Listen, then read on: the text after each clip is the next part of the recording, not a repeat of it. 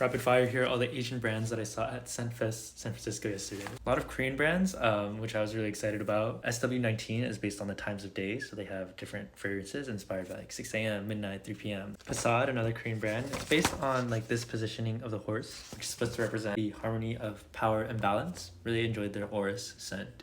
A Korean brand I had never heard of was Unvanish. Each of their scents falls into one of three categories of memory, nature, love, and sensuality. Pretty cool. And I picked up 3 samples from them actually.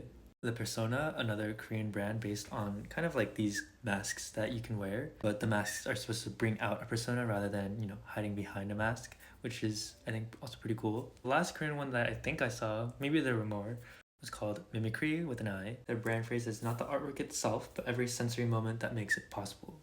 They have fragrances like I'm a Pencil and Another Broken Pottery, like things about the art process rather than the art itself. Moving on to Chinese brands that I saw, of which I saw 3.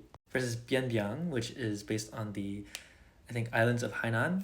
And it's based on the story of a hunter and a deer. And so they have 5 fragrances that kind of take you through that journey, which I thought was pretty cool. The other 2 Chinese brands had really, really nice tea scents, which I loved so much. The first up being Chujian. Lots of teas and like spices, like Chinese kind of spices. Lots of oolong, jasmine, ylang ylang, like cloves, peppercorn, that kind of thing. Really nice. And right next to them was Jufu, War, Temple, Bamboo. I also really enjoyed some of their food inspired scents. Their matcha was pretty good matcha. They had a chocolate scent and a pistachio scent that I thought were all pretty spot on. From South Asia, Miti, really nice like spice forward fragrances that were really interesting and not like things I've smelled before. Getting into like rose and saffron, cardamom, frankincense, really beautifully evoking I think emotions and memories. Let's go to smell some perfume oils from Lune Xiaori. I don't know if I'm saying that correctly. Founded by an Indian American. It's like an Attar perfume oil.